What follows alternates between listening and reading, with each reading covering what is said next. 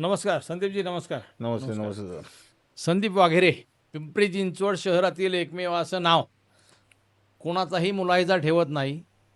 ज्येष्ठ नगरसेवक, महापालिका सभागृहातील असे नगरसेवक अभ्यासपूर्ण भाषण करतात.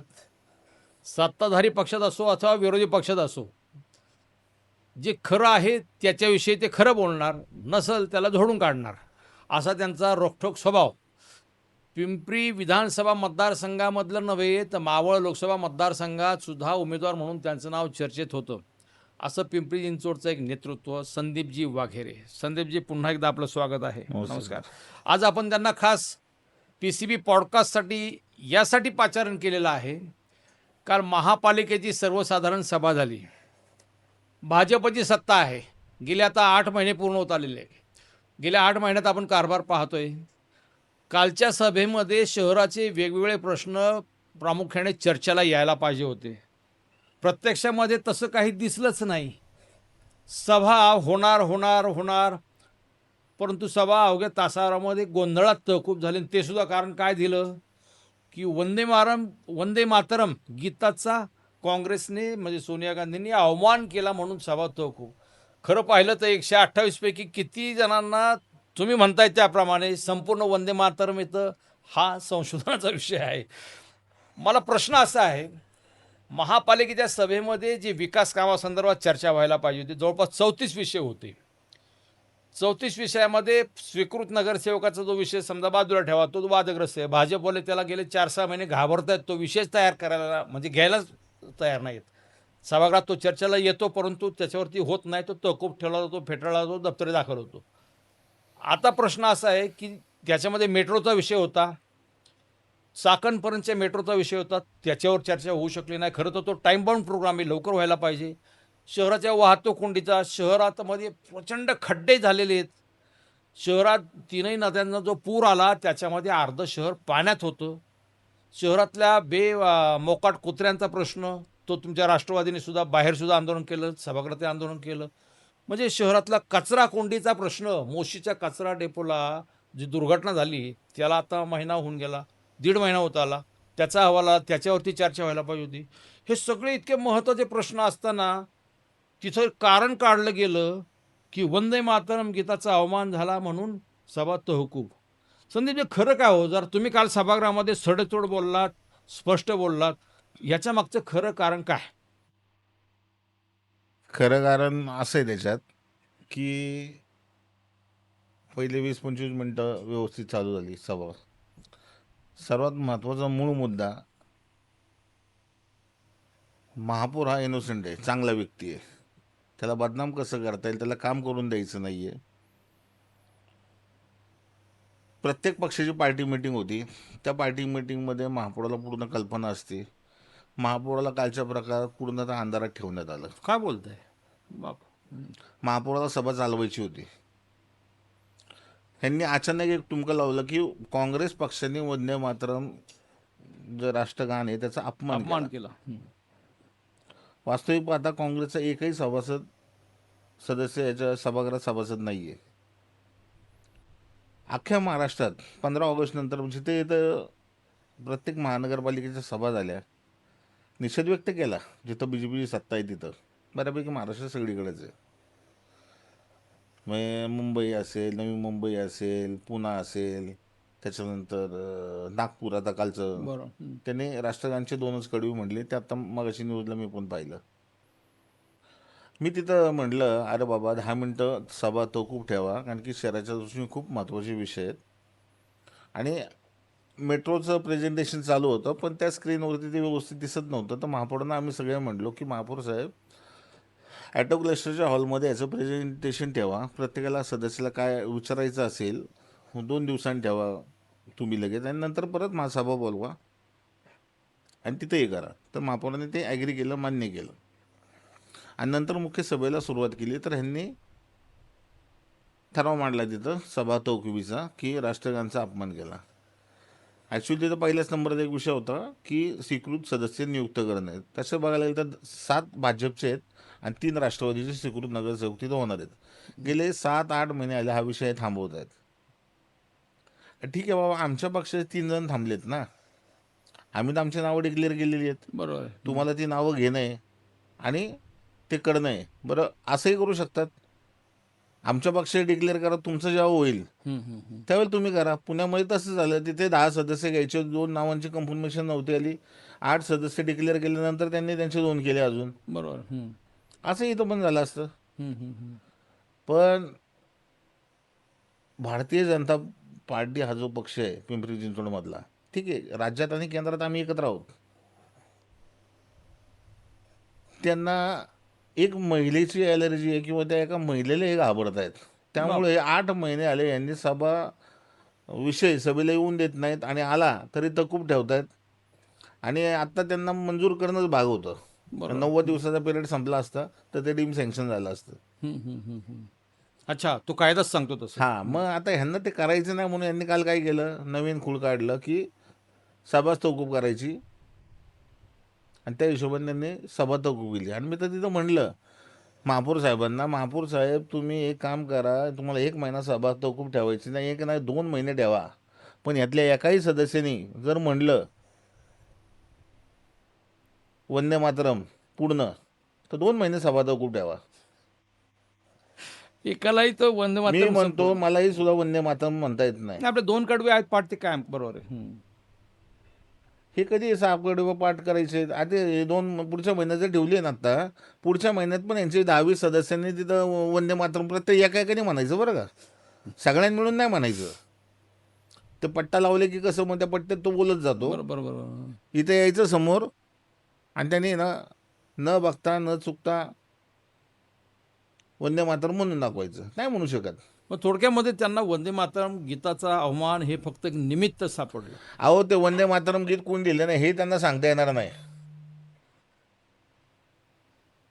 यांना सभागृहात कामकाज करायचं की नाही हो? गेल्या 8 महिन्यामध्ये आपण जर पाहिलं यांचा कारभार, सुरुवातीच्या सभेमध्ये ते 60 कोटीचा जो गैरव्यवहार जो आला त्याच्यावरती चर्चा झाली. त्याच्यावरती संपूर्ण भाजप म्हणजे त्याच्यात आरोपीच्या पिंजऱ्यातच उभी होती. आता मागे 2-3 विषय असेच आले, परवा मोशीचा विषय तसाच आला. हे सगळे विषय टाळण्यासाठी म्हणून हे सगळे उद्योग करतात का हे? चर्चाच नको. मुळात इथली पब्लिक ही मूर्ख आहे. क्लिअर बोलतो, स्पष्ट. नाही, अगदी खरे खरे खरे. जनता झोपलेली आहे. काय चाललंय काय नाही, जनतेला काय देणं घेणं नाही आहे. जनता विसरबुळी आहे. ही जनता म्हणजे तुम्ही काय मी काय, आपण 2-3 दिवसापूर्वी काय जेवण जेवलो होतो, कुठली भाजी खाल्ली आहे आपण सांगू शकत नाही, एवढे आपण विसरबुळे झालेलो आहोत. 60 कोटीचा विषय आला घोटाळ्याचा, बोगस उपसूचना, तो विषय कुठं दबला गेला हे कुणाला कळलं नाही. आम्ही फॉलोअप दिला, चौकशी केला. आयुक्त म्हणले की मी तो चौकशी अहवाल शासनाकडे पाठवणार. त्याचं काय झालं कुणाला माहीत नाही. तुम्ही न्यायालयात गेलात ना त्या विषयावरती? आम्ही न्यायालयाची नोटीस वगैरे दिली. मी आणि जे लाईव्ह प्रक्षेपण चालू होतं ते फक्त पिंपरी चिंचवड महानगरपालिकेत बंद आहे. अख्ख्या महाराष्ट्रात सगळ्या महापालिकेत चालू आहे, राज्यसभेत चालू आहे, लोकसभेत चालू आहे, सगळीकडे चालू आहे. आणि महापालिकाच फक्त इथं काय चालतो गोंधळ किंवा सत्य परिस्थिती लोकांना कळायलाच नको. इथं ही लोक काय अंधारात राहिली पाहिजे. मग भाजप एवढं घाबरलेलं आहे का हो इथे? भाजप इथंच नाही, अख्ख्या देशातच घाबरल्यासारखं करायला लागलंय की त्यांना आता सुधरत नाही आहे नेमकं करायचं काय. आणि इथं सगळी भाजप तशी नाही आहे, चांगली लोक पण आहेत. पण ही जी ठराविक लोक आहेत ना, ह्यांनी काय केलेलं आहे, सत्तेतनं पैसा आणि पैशातनं सत्ता, मग हे चक्र यांचं चालू ठेवायचं. राजकारणाचा धंदा. राजकारण हा क्लिअर धंदा आहे आणि यांना यांचे धंदे चालू ठेवण्यासाठी हे सगळे उद्योग करायचे. अरे बापरे. नाही, कालचं म्हणजे खेद यासाठी वाटतो की शहरामध्ये महापूर आला, त्या महापुरामध्ये अनेक नदीच्या किनाऱ्याची लोक बाधित झाली, त्यांचे पंचनामे नाही, त्यांना भरपाई नाही. मोशीचा कचऱ्याचा जो विषय होता तो संपूर्ण शहरामध्ये आज कचऱ्याचे ढीग साठलेत, सगळ्या ठिकाणी दुर्गंधी आहे. इतका गंभीर प्रश्न आहे, शहरातील जनता अत्यंत त्रस्त आहे. गेल्या महिनाभरात पावसामुळे जे रस्त्याला खड्डे पडले, साधे खड्डे बुजवले जात नाही हे सांगतात. 3600 खड्डे पडले होते, 2400 बुजवले. बोमलाला प्रत्यक्षात ते सगळं कागदोपत्री 36,000 खड्डे असतील आणि त्यातले 2400 बुजवले असतील. बरं, ह्या विषयावरती चर्चा नगरसेवकांना करायची होती, पण ती चर्चा सुद्धा होऊ शकली नाही. म्हणजे थोडक्यामध्ये जनतेचा आवाज दाबण्याचा प्रयत्न भाजपची मंडळी करतात का, किंवा स्वतःचा अपयश झाकण्यासाठी? स्वतःचा अपयश झाकण्यासाठी या गोष्टी होऊनच देत नाही आहेत की हे जर वाचा फुटली, हे लोकांना कळेल की आम्ही किती नालायक आहोत. हे लोकांना कळलंच नाही पाहिजे. मग अशा सभा तहकूब करायच्या, आवाच्या सभा कुठल्या विषयाला ज्याला काय महत्त्व नसेल तो विषय उचलायचा आणि मग ते पळत सुटायचं. आज त्या कचरा डेपोत 9 जण गरीब लोक मेली. बरोबर बरोबर. पहिले 1 कोटी रुपये डिक्लेअर केल्यानंतर प्रत्येकाला 40-40 लाख रुपये दिले. मग कंपनी आणि महापालिकेत मिळून 40 लाख. ती बिचारी महिला एक नंतर आत्महत्या केली तिने. आत्महत्या केली तिने. बरोबर. तिचे सासू सासरे म्हणायचे तू काही कर, आम्हाला पैसे दे. तिची जबाबदारी घेणार कोण? तिची आज मुलं आहेत बारकी, त्याची जबाबदारी घेणार कोण? खरं खरं खरं खरं. म्हणजे आपण मेलेल्या माणसाच्या टाळूवरचं लोणी खाणारी लोक आहोत. बापरे, गंभीर आरोप. पण मोशी कचरा डेपोला खरे दोषी कोण आहेत ते तर अजून बाजूलाच आहेत सगळे. आणि आयुक्त साहेबांनी पण काय केलं, जे खरे दोषी समजा अधिकारी वर्ग असेल त्यांना निलंबन केलं. आणि केलं तर मागच्या जीबीच्या दिवशी केलं सकाळी. कमीत कमी ते सभागृहामध्ये येऊन उत्तर तर दिलं असतं. आणि निलंबन नाही, त्यांना बडतर्फ केलं पाहिजे, त्यांच्यावरती रितसर गुन्हे दाखल झाले पाहिजे. ते काहीच नाही केलं. आणि आयुक्तांनी काय म्हणले, त्याच्यात फक्त वेळेत खुलासा न केल्यामुळं आम्ही तुमचं 6 महिन्याकरता निलंबन करतोय. प्रशासन भ्रष्टाचारांना पाठीशी घालते असं म्हणायचं. जे राजकारणी लोक आहेत भ्रष्टाचारी, त्याच्यामध्ये प्रशासन भागीदार आहे. भागीदार आहे. हो. फार गंभीर आरोप करताय तुम्ही. जे खरं आहे वास्तुस्थिती तेच बोलतो, आरोप करत नाही. तुम्ही मोशी कचरा डेपो संदर्भात सुद्धा एक फार मोठा गंभीर आरोप काहीतरी केला मी होता. आता लिगल नोटीस पण दिलेली आहे 4 काय विषय दिवसापूर्वी. काय नेमकं जरा खुला करून सांगा ना, जनतेला माहिती होऊ द्या. काय काय मोशी कचरा डेपो संदर्भात नवीन जो प्रोजेक्ट कोणता येतोय त्याच्या बाबतीत सुद्धा तुम्ही फार गंभीर आरोप केले होते. आता तो 375 म्हणजे 375 टनाचा बायोगॅसचा प्रकल्प आहे. बर. हे जनतेने पण व्यवस्थित लक्षात घ्यावं बरं का. सेम प्रकल्प 300 टनाचा पुणे महानगरपालिकेचा आहे. बर. हं. तिथं आपल्या प्रकल्पाला आपण टिपिंग चार्जेस म्हणून प्रत्येक टनाला 3661 रुपये देणार. बर. म्हणजे आपण कचरा गोळा करणार अख्ख्या पिंपरी चिंचवड शहरातनं, कचरा डेपोत नेणार, त्याचं विलगीकरण लोकांकडनं करून घेणार ओला सुका.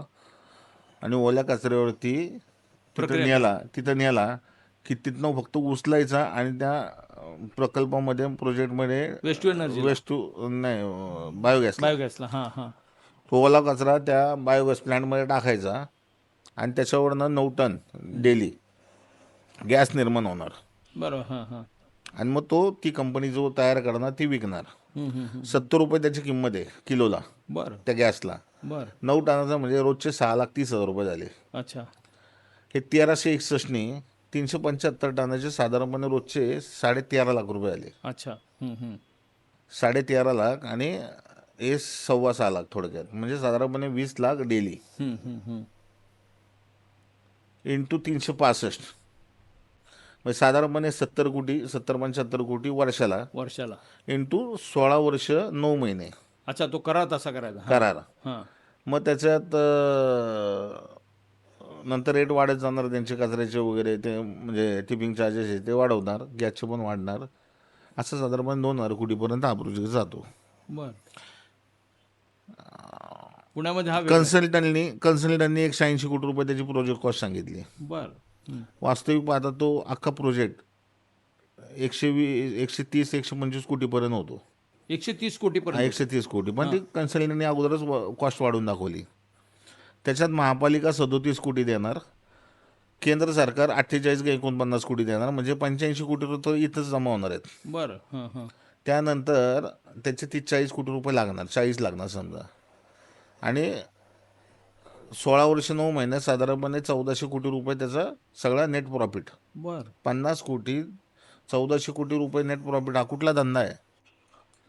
आणि सेम प्रोजेक्ट पुन्हा महापालिका बर 300 टनाचं करते देवाची कुरळी ते कचरा डेपो आहे. 12 एकर जागा, 1 रुपया भाड्याने महापालिका त्या BSN कंपनी भारत ते पेट्रोलची कंपनी बघा, गॅसची कंपनी. बरोबर. CNG गॅसची. हां CNG. आजच्याच पेपरला आहे, लोकसत्तेला बातमी म्हणे असती. BPL मग HP जशी हिंदुस्थान पेट्रोलियम तसं भारत पेट्रोलियम. 12 एकर जागा 1 रुपया भाड्याने द्यायचे, साधारणपणे 1,57 लाख रुपये ती कंपनी महापालिकेला चार्ज देणार की तुमचं जागा वगैरे वापरतो म्हणून वर्षाला. बरं, हां. ह्यांना फक्त कचरा तिथं नेऊन द्यायचा, टिपिंग चार्जेस वगैरे काही नाही. काहीच नाही. हे 300 टनाची फ्री ऑफ कॉस्टमध्ये कचऱ्याची विल्हेवाट लावणार आणि हळूहळू ते 600 टनापर्यंत नेणार. बरं.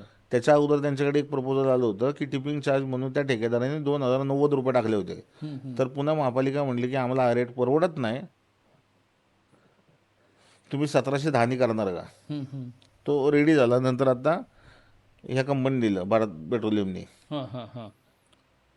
आणि तो जो पहिला ठेकेदार करणार होता तो म्हणला त्या अशी कंडिशन होती त्याची की जागा तुमची, सगळं तुमचं, आम्ही फक्त तुम्हाला टिपिंग चार्जेस देणार 300 टनाचे. त्याच्यावर पण तो ॲग्री झाला. पण आता यांना फ्री ऑफ कॉस्टमध्ये ही कंपनी आलेली आहे. म्हणजे इथं फक्त लुटायचा कार्यक्रम आहे. दोन्हीमध्ये फरक किती आहे? पुणेचा आणि पिंपरी चिंचवडचा? कसं अंतरचं किलोमीटर. खर्चाचा फरक. हा तुम्ही जी सांगता पहिली तो कंपनी प्रोजेक्ट हा 1710 जर केला असता 3661 आणि 1710 मायनस, म्हणजे असं मोठा मोठा हिशोब जरी केला तर 1900 रुपये 1950 रुपये टनाला फरक आहे. म्हणजे आपल्या इथं टनाला 1950 रुपये आपण जास्त देणार होतो. अरे बाप रे! आणि तो 3 वेळा स्टँडिंगला विषय आणायचा होता. 3 वेळेला मी तो येऊन दिला नाही. मागच्या जीबीला म्हटलं जर स्टँडिंगला जर हा विषय जर तुम्ही आणला तर ही सभा तुम्ही होऊन देत नाही. माझा विरोध आहे म्हटलं त्याला. कमाल आहे. एवढं प्रचंड म्हणजे करप्शनची एक प्रकरणं पाहिल्यावरती डोकं फिरतं राव. हे लोकांना कळलं पाहिजे ना की आपण जो टॅक्स भरतो आपल्या टॅक्सचा खरा आपल्याला उपयोग होतोय का. नाही, गंभीर आहे, गंभीर आहे. नाही, पण हे सभागृह, महापालिकेच्या सभागृहामध्ये राष्ट्रवादीचा तुमचा जो आवाज पाहिजे, तुम्ही दोघं तिघे, भाऊसाहेब भोयर, तुम्ही शिवसेनेचे सुलभा ओबाळे, बाकी बाकी सगळी मंडळी यांच्यावर तुटून पडली, तर तसं भाजप जरी 85 नगरसेवक असले तरी फक्त त्याचा म्हणजे संख्या आहे तशी, आवाज नाही तितका. आता बघा त्यांच्यात पण गट आहेत. चिंचवडचे काही नगरसेवक चिंचवडच्या आमदारांच्या बाजूने, तिकडचे काही नगरसेवक तिकडच्या आमदाराच्या बाजूने, त्यांच्यात पण गट आहेत. असं नाही की आमच्यातच गट किंवा त्यांच्यात आहे.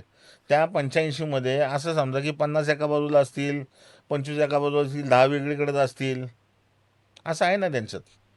नाही, मग कालची जी महापालिका सभा तहकूब झाली ही भाजपच्या गटबाजीमुळे तहकूब झाली असं म्हणायचं आहे? 100% भाजपचंच गट. कारण की विरोध जर तिथं करताना तर 85चे 85 उठून तिथं आले होते का. नाही नाही, महापौर हे करू नका. महापौरच्या मनामध्ये होतं की सभा घ्यायचं आणि शहराच्या दृष्टीने खूप महत्त्वाचे विषय होते काल. आणि सगळ्या वर्तमानपत्रात आहे की महापौर सांगत होते की पार्टी मिटिंगमध्ये ठरलं होतं की सभा घ्यायची, फक्त स्वीकृत नगरसेवकाचा विषय तहकूब करायचा, तरीसुद्धा सभा तहकूब. महापौरांच्या कानामध्ये प्रशांत शितोळे सभागृह नेते ते काहीतरी जाऊन सांगतात आणि सभा तहकूब होती. हा काय प्रकार चाललाय? म्हणजे महापालिकेची सर्वसाधारण महापौर सभा आहे का पदाची पोरखेळ? गरिमा आहे, महापौर पदाची एक गरिमा आहे, ती काल बीजेपीने पूर्ण धुळीला मिळवली.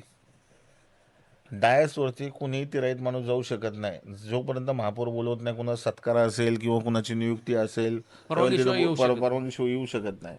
पण महापौर पदाची काल गरिमा त्यांनी घालवली. बापरे, म्हणजे भाजपने ओव्हरऑल संपूर्ण राजकारणाचा खेळ खंडोबात चालवलाय महापालिका. हो, मग तुमचा पक्ष गल्लीत करतो काय? गल्लीत गल्लीत गोंधळ, दिल्लीत मुजरा. माझा प्रश्न आहे, तर तुमचा राष्ट्रवादी पक्ष करतो काय? आम्ही आमच्या पद्धतीने विरोध करायचा प्रयत्न करतोय. आम्हाला जी आयुधं दिलेली तिथं ती वापरतोय. आता महापौराच्या पण डोक्यात होतं काल की सभा घ्यायची, बरोबर आहे. हां. ते स्वतःच म्हणले नाही सभा घेणार आहे. कुत्र्यांचा विषय काढला होता तेव्हा आम्ही आमच्या पक्षाने आंदोलन केलं की बाबा तुम्ही काय केलं आजपर्यंत त्याच्यावरती पण महापौर म्हणले की सभा चालू होते, आपण नंतर तो विषय घेऊ, त्याच्यावर चर्चा करायची. मेट्रोचा विषय होता, सादरीकरण चाललं होतं की त्याच्यात बऱ्याच लोकांना प्रश्न होते. मेट्रोचं स्टेशन असतील, बाकीच्या गोष्टी असतील, कुठं कुठं कशी केली पाहिजे मेट्रो, आणि आता गरज आहे. आणि काल आम्हाला तो विषय मंजूर करणं होतं. आता कालची सभा आमची 1 महिना पुढे गेली. हो, बरोबर. मग थेट एक महिना हां, पुढे. मग त्याच्यात आता 17 तारखेला पुढच्या, मग त्याच्यात तो विषय होणार, त्याच्यानंतर बाकीचे विषय होणार. आता पुढच्या काहीतरी 14 का 15 तारखेला मिटिंग आहे तिकडं हां, हां, हां. दिल्लीला. तिथं प्रोजेक्ट आमचं गेलं पाहिलं होतं. आता ती मिटिंग परत नंतरच लागेल 6 महिन्यांनी. म्हणजे 6 महिने इथली मेट्रो लांबली, इथल्या लोकांच्या अडीअडचणी वाढणार. आज इथे ट्रॅफिकची एवढी बोंब आहे, 6 महिने, आणि बरं त्याची कॉस्ट वाढणार परत नंतर. प्रत्येक गोष्टीत वाढ होणार आहे. ह्यांना काय लोकांशी जनतेशी देणं घेणं नाही आहे. ह्यांना माहिती आहे आम्हाला निवडणूक आल्या, पैसे वाटायचेत, निवडून यायचे, आम्हीच परत तिथं बसणार, परत आम्हाला तिथनंच पैसे कमवायचेत. अरे बापरे, मग भाजप इतक्या खालच्या पातळीवर गेलं का हो? एक भाजप ना सुसंस्कृत पक्ष इथली लोक म्हणून तुम्ही भाजप भाजपमध्ये होतात 5 वर्ष. होतो मग त्यावेळेस भाजप. त्यावेळेला पण चुकीच्या कामाला मी विरोधच केलेला आहे. अच्छा. म्हणजे असं नाही की हे चुकीचं काम मला सांगतील आणि मी ते करल. बरोबर. तुम्ही काय कोणाला सहन करतच नाही, तर काय प्रश्न येत नाही. मी तिथे एक विश्वस्त म्हणून गेलेलो आहे, ट्रेझरर आहे. मला एक चांगलं माहिती, मी जबाबदारी घेतलेली आहे ती मला जबाबदारी इनामी इतबारे पार पाडायची. बरोबर. मी सुखवस्तू आहे, माझं बऱ्यापैकी सगळं चांगलं चाललेलं आहे. नाही, बरोबर. तुम्ही राजकारणाचा धंदा हा विषय तुमचा नाहीच आहे. तुमचा ऑलरेडी साहेब मी पहिला धंदेवाईक माणूस आहे. मी माझा पहिला धंदा स्टेबल केला पूर्ण. मी गेले 25 वर्ष आलं बिल्डिंग बांधकाम परमिशन या लाईनमध्ये आहे, बिल्डर लाईनमध्ये. आणि मी नंतर राजकारणात आलेलो आहे. नाही, मग इथं जे लोक असं राजकारणाचा धंदा करतायत, राजकारणाचा व्यवसाय करतायत, त्यांना तुम्ही खड्यासारखं बाजूला का नाही करत, किंवा त्यांच्यावरती तुम्ही तुमचे विरोधी पक्ष म्हणून तुम्ही त्यांना टार्गेट का नाही करत? आता मी तर माझ्या विरोधी पक्ष नेते म्हणून टार्गेट करतोय. मी काय प्रत्येकाचं टार्गेट ठेवून काम करत नाही, फक्त चुकीचा विषय आला चुकीच्या कामालाच. त्याला विरोध करतोय किंवा तो होऊन देत नाही. आता माझा पक्ष म्हणला तर माझ्या पक्षात पण 37 आम्ही नगरसेवक आहोत. आमच्या पद्धतीने आम्ही करतोय. त्यांच्या इथं पण काही ठराविक लोक चांगली पण आहेत ना. आहेत अभ्यासू लोक आहेत. हा, म्हणजे आता उदाहरणार्थ मी महापौर सांगतो. महापौरांनी पहिल्या दिवशी जेव्हा त्यांनी पद घेतलं, एकदम चांगलं सोफिस्टिकेटेड भाषण वगैरे केलं सुंदर सगळं. भाषण, एक नंबर होतं हा. त्यांचं. आणि ती व्यक्ती चांगली आहे, तिला काम करायची इच्छा आहे, पण त्यांच्याच पक्षातले लोक त्याला काम करून देत नाही. उद्या महापौर हा जो महापौर आहे उद्याचा तो आमदारकीचा कॅन्डिडेट झाला, आपल्या समोरच आला. आजच महापौराला कसं कच्ची करता येईल, कसं बदनाम करता येईल, याच्या आधी त्यांची स्ट्रॅटेजी तयारी असेल. अच्छा. म्हणजे थोडक्यात भोसरी विधानसभा मतदारसंघामध्ये पुढच्या विधानसभेला महापौर रवी लांडगे हे विधानसभेचे उमेदवार असतील, मग त्यांना आत्तापासूनच ह्याच्यात खर्च करायचं, म्हणून तो त्यांना बदनाम करण्यासाठी, अडचणीत आणण्यासाठी हा सगळा खटाटोपतो नाही. राजकारणात आहे ना, की उद्याचा शत्रू तो आजच संपला पाहिजे याच्यासाठी काम केलं जातं. आपण रवी लांडगे हुशार आहेत, राहत अनुभवी आहेत. त्यांच्या भाषणामधून त्यांचं भाजपचं संस्कार आणि ते सगळं जर पाहिलं तर ते वास्तविक तोंड द्यायला पाहिजे त्यांनी. अहो, भाजप त्यांच्या घरात पिढी जाते ना. आज ही दुसरी तिसरी पिढी असेल त्यांच्या घरातली. त्याचे वडील झाले, चुलते झाले, हाडकोड भाजपच आहेत ना. बरोबर. दुसरं तुमचा स्वीकृतचा जो विषय आहे, स्वीकृतचा विषय हा 4-6 महिने राज्यातल्या सगळ्या महापालिकांचा तो विषय झाला. पुणे महापालिकेचा झाला, नाशिकचा मागणीहून झाला, पिंपरी चिंचवडची नेमकी कळ काय? एक तर आता तुम्ही ते एका महिलेचं, मी स्पष्ट सांगतो, सीमाताई सावळे यांना सभागृहामध्ये येऊच द्यायचं नाही म्हणून भाजप एवढी का घाबरते त्यांना मला कळत नाही. किंवा राजेंद्र जगताप म्हणजे पर्यायी चिंचवड विधानसभा मतदारसंघाचे पुढचे उमेदवार म्हणून त्यांना घाबरतात का काय, किंवा सीमाताई पुढच्या उमेदवार म्हणून त्यांना घाबरतात का काय, का भाजपची भ्रष्टाचाराची सगळी प्रकरणं चव्हाट्यावरती येतील या भीतीपोटी ते राष्ट्रवादी एवढे घाबरते, म्हणजे राष्ट्रवादीच्या तुमच्या 3 मंडळींना ते एवढे घाबरतात? आता परिस्थिती काय माहिती का, मी मगाशी सांगितलं तुम्हाला, सीमाताई जे व्यक्ती आहे त्या शिवसेनेत पण होत्या, भाजपमध्ये पण होत्या, आता राष्ट्रवादीत होत्या. त्या हुशार आहेत, त्यांचं बॅकअप चांगलं आहे, त्यांच्याकडे माहिती संकलनचे हे पण आहे.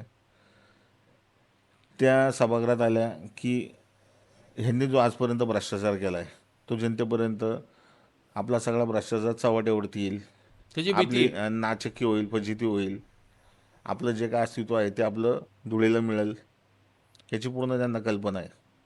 आता आम्ही आमच्या वतीने किल्ला लढवतोय, सुलभाताई आहेत माझ्याबरोबर, मी आहे. बरोबर, अगदी बरोबर. हां, चुकीच्या कामाला विरोध करणे आणि बाकीच्या गोष्टी करणं. आता मी तुम्हाला म्हणून सांगतो की यांनी लाईव्ह प्रक्षेपण बंद केलं. हो. त्याच्यासाठी मी यांना लिगल नोटीस दिली. आता केस दाखल करतो हायकोर्टमध्ये, पिटिशन. त्याचा महिना 15 दिवसात लगेच निकाल पण येईल आणि यांना ते करावं लागणार आहे. ते कचरा जो कचरा डेपोत 9 जण दगावलेत.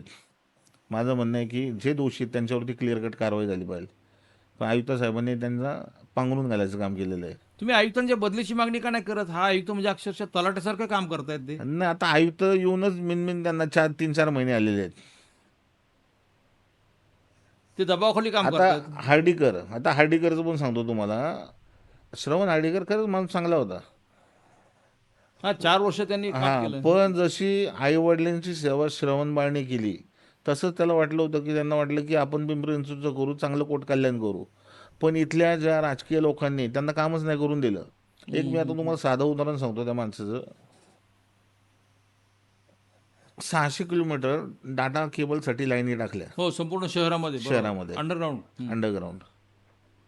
चांगलं विजन अख्ख्या भारतात पहिले त्यांनी राबवलं बरं का, म्हणजे पिंपरी चिंचवड महानगरपालिका. पालिकेला उत्पन्न मिळणार ते. हां. तर ती रेलटेल कंपनी 32 कोटी 40 लाख रुपये समथिंग, 32 का 34 कोटी 20 लाख असं काहीतरी अमाऊंट 32 आहे. कोटी. हां, 32 कोटी समथिंग अमाऊंट दरवर्षी महापालिकेला देणार. उत्पन्न झालं ते. आज या एरियल लाईनिंग असतील हवेत घेतलेल्या, किंवा हा पोल तो पोल एरियल गेल्यात, किंवा अंडरग्राऊंड अनलिगल टाकल्यात, म्हणजे एअरटेल असेल त्याच्यात, व्होडाफोन असेल, जिओ असेल. कंपन्या. आता एअरटेलला मी माहिती अधिकारात माहिती विचारली तर म्हणले 40 किलोमीटर आम्ही लाईन टाकली तर फक्त. फक्त 40 किलोमीटर. हां. अख्ख्या 400 शहरात किलोमीटर असेल. अख्ख्या शहरात 5,500 किलोमीटर लाईनी आहेत. म्हणजे हा टॉवर तर हा टॉवर समजा 200-300 मीटर आहे, तर तिथं पण सगळ्या कंपन्यांचे लाईनी पडलेल्या आहेत, चालू आहेत. त्यांचं उत्पन्न वाढं, जे 30% टॉवर ऑफिशियल सँक्शन आहेत, 70-75% टॉवर अनलिगल आहेत. ह्या ज्या केबल आहेत टाकलेल्या, ह्या बऱ्यापैकी सगळ्या अनलिगल आहेत. ह्याच्यावरती जर मी प्रश्न विचारला, आणि त्याच्यासाठी काल तो पण प्रश्न होता. अच्छा, होत आहे. हां, म्हणजे मी स्वतः प्रश्न विचारले की बाबा यातनं आपल्याला काय महापालिकेला येतं. 2010 पासून हा सगळा खेळखंडोबा चाललेला. उत्तर मिळालं? विषयच नाही झाला ना काल. लेखी उत्तर नाही मिळालं. लेखी उत्तरं मिळालेत मला, पण आता मी त्याला प्रश्न विचारले ना, त्याच्यावरती मला पूर्ण खुलासा प्रशासनाकडनं पाहिला होता. ती रेलटेल कंपनीला अजून 1 फूट पण यांनी जागा डक्टिंग दिलेली नाही. 2000 सालापासून, सॉरी 2020 पासून 19 पासून त्यांनी ते करार केलेला आहे, आणि ते करायचं म्हणजे 6 वर्ष होऊन गेली, 7वं चाललं असेल. जर हे एअरटेल कंपनी असेल, व्होडाफोन असेल, जिओ असेल, यांच्याकडे दंड आकारला, बाकीचे प्रायव्हेट असतील, मिनिमम 4,000 कोटी रुपये महापालिकेला भेटतील 4,000 कोटी महापालिकेला उत्पन्न मिळू शकतं. दंड आकारून. हा, बरोबर. ते यांनी सगळं अनलिगल आमचं इनपुट सगळे वापरले, टॉवर म्हणा, बाकीचे महापालिकेचे पोल बिल, बाकीच्या गोष्टी. आणि हे रीतसर सगळं जर व्यवस्थित चालू आलं, तर रेलटेल कंपनीबरोबर ॲग्रीमेंट आयुक्त साहेबांनी असं केलं की बाकीचा इथून पुढचा खर्च ती कंपनी करणार आहे सगळं. 78% त्यांना आणि 22% महापालिकेला. अरे अरे अरे. हे वर्षाला. वर्षाला महापालिकेला कमीत कमी त्यातनं 400 ते 500 कोटी रुपये इन्कम होईल. म्हणजे एक बांधकाम परवानगीनं उत्पन्न होतं 1 नंबर, 2 नंबर टॅक्समधनं होतं, सॉरी टॅक्समधनं 1 नंबर, 2 नंबर बांधकाम परवानगी, 3 नंबर हे उत्पन्न होऊ शकतं. मी तुम्हाला तुमच्या माहितीसाठी सांगतो, पण इथल्या राजकारण्यांना काय करायचं माहिती आहे का, अंडी खायची नाही आहेत, त्यांना कोंबडीच कोंबडीच खायची आहे. तुम्हाला उदाहरण सांगतो, तुम्ही हा विषय काढला म्हणून. पुणे महापालिकेने या संदर्भामध्ये एक सर्वे घेतला होता की या पुणे शहरामध्ये अंडरग्राऊंड केबलिंग किती झाले, डक्टिंग किती झालेलं आहे. त्याच्यामध्ये त्यांना ज्यावेळी लक्षात आलं, मागं आपल्याकडे जे आयुक्त होते शेखर सिंग, त्यांना सुद्धा हा विषय निदर्शनास आणला होता. तर त्यांना एक लक्षात आलं की जवळपास 8 ते 10,000 किलोमीटर सगळ्या लाईन्स टोटल टाकून झालेल्या आहेत. आणि त्याच्यापासून जर महापालिकेने, म्हणजे खोदाईचं उत्पन्न वेगळं आणि त्या केबल टाकल्यात त्याचं उत्पन्न वेगळं, तर महापालिकेला किमान 2,000 कोटी रुपये दरवर्षी उत्पन्न मिळू शकतं, असा त्यांचा रिपोर्ट आहे. या शहरामध्ये अशा प्रकारे जे संपूर्ण अंडरग्राऊंड डक्टिंग झालेलं आहे रेडीमेड, ज्याच्यापासून महापालिकेला उत्पन्न मिळायला पाहिजे ते मिळत नाही. म्हणजे हा इतका मोठा फ्रॉड आहे. म्हणजे तुम्ही तो केबलचं उदाहरण सांगितलं, त्याच्यावर मी तुम्हाला फक्त ते निदर्शनास आणून दिलेलं आहे. तुम्हाला वाटत नाही का हे यांची सगळी प्रकरणं अशी बाहेर काढावी तर यांना चव्हाट्यावरती काय झालंय, आपण आपल्या पद्धतीने, मी माझ्या पद्धतीने काम करतो. आता मला जेवढं काढता येईल काढतोय, पण इथं काय आंधळ जळतं कुत्रं पीठ खात आहे. ही महापालिका, मी माझ्या सभागृहातल्या भाषणात म्हणलं, आयुक्त साहेबांशी मी इंडिव्हिज्युअल जेव्हा चर्चा आल्या, ह्या महापालिकेला ह्या लोकांना इथल्या गरज नाही आहे की बाहेरच्या फंड वगैरे, इथं स्वतःचे जनरेट होत आहेत. फक्त इथं चांगलं जर काम केलं ना, ही महापालिका सिंगापूरच्या लेवलला जाऊ शकते किंवा त्याच्या पुढेही जाऊ शकते, एवढ्याचं पोटेन्शियल आहे. नाही, हे मात्र खरं. इथं उत्पन्नाचं साधन भरपूर निर्माण होऊ शकतं. आणि एक तर महापालिका आता ऑलरेडी 5,000 कोटी रुपयाला जवळपास देणेदारी आहे. तुमच्या ठेवी मोडायला सुरुवात केली. महापालिका थोडक्यात डबघाईला आलेली आहे, दिवाळखोरीकडे वाटचाल चालू आहे. अशा परिस्थितीमध्ये उत्पन्नाची अशी साधनं वाढली पाहिजेत. आता मागं 434 कोटीचं इंद्रायणीचं प्रपोजल मंजूर केलं. 125-150 कोटी रुपये खर्च आहे त्याला. फक्त आम्ही विरोध केला. हां हां STP 4 बनवणार आहे. बाकी असं मेजर काही खर्च नाही. बरं, जे पाईपलाईन टाकली त्यालाच STP ते करणार परत. म्हणजे भ्रष्टाचार किती करणार हो ना, म्हणजे अक्षरशः तळपायची आग मस्तकाला यासाठी जाते आणि जनता झोपलेली आहे, जनता पोटारती आहे, ते कोणी बोलत नाही या विषयावरती.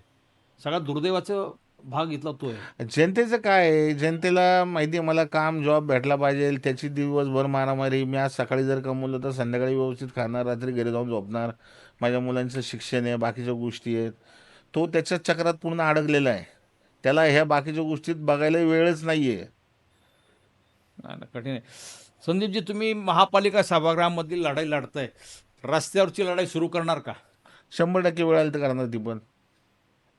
तुम्ही जसं लाईव्ह प्रक्षेपणाचं त्यांनी बंद केलं, वास्तविक खरं पाहिलं तर या महापालिकेने लाईव्ह प्रक्षेपण बंद करणं ही अत्यंत चूक आहे. त्यांनी भाजपने त्यांच्या वचननाम्यामध्ये घोषणा दिली की पारदर्शक कारभार करू, आणि प्रत्यक्षात इथे लाईव्ह प्रक्षेपण सुरू केलं आणि दुसऱ्या महिन्यात बंद करून टाकलं. का? तर भ्रष्टाचार उघडकीस येईल म्हणून. अहो, पारदर्शक नाही, अपारदर्शक काम आहे यांचं सगळं. हे लोकांना, जनतेला आहे ना मूर्खात काढतायत.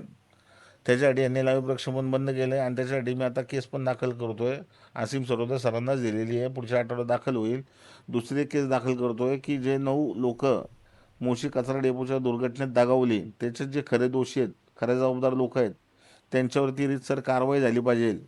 आणि जे दगावले त्यांच्या घरच्यांना पूर्ण त्या न्याय भेटला पाहिजे. आम्ही 1 कोटी रुपये पहिले डिक्लेअर केले सगळे बरोबर. ठेकेदारां वगैरे आणि दिले त्यांना 40 लाख रुपये. हां हां त्यात एका बिचाऱ्या भगिनीने आत्महत्या पण केली त्या पैशासाठी. खरं, तो विषय झाला, तो विषय झाला. ह्याला जबाबदार कोण?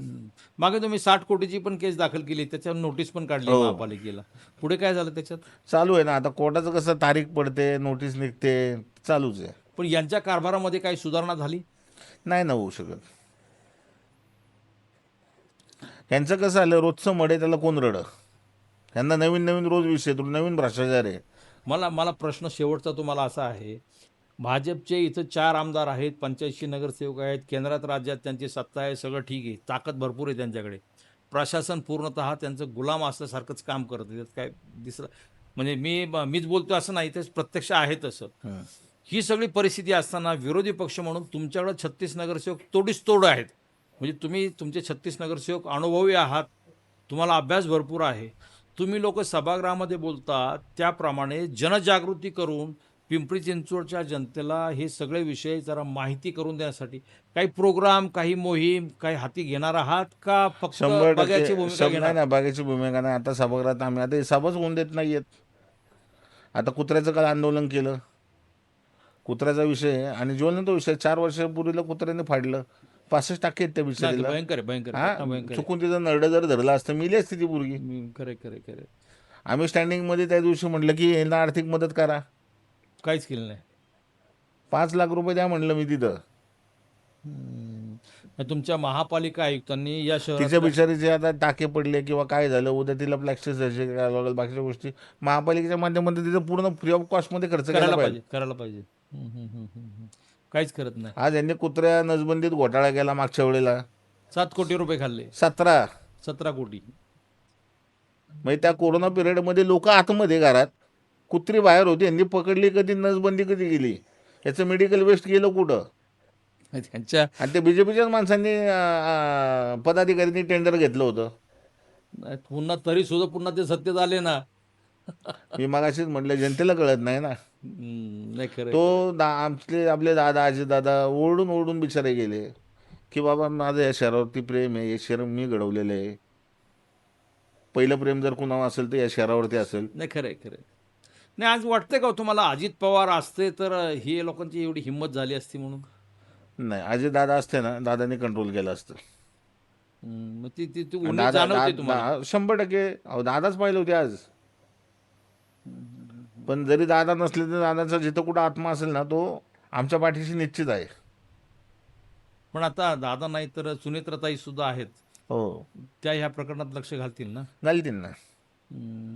ओव्हरऑल संपूर्ण आपण जर पाहिलं संदीपजी, तुम्ही हे विषय भरपूर आहेत.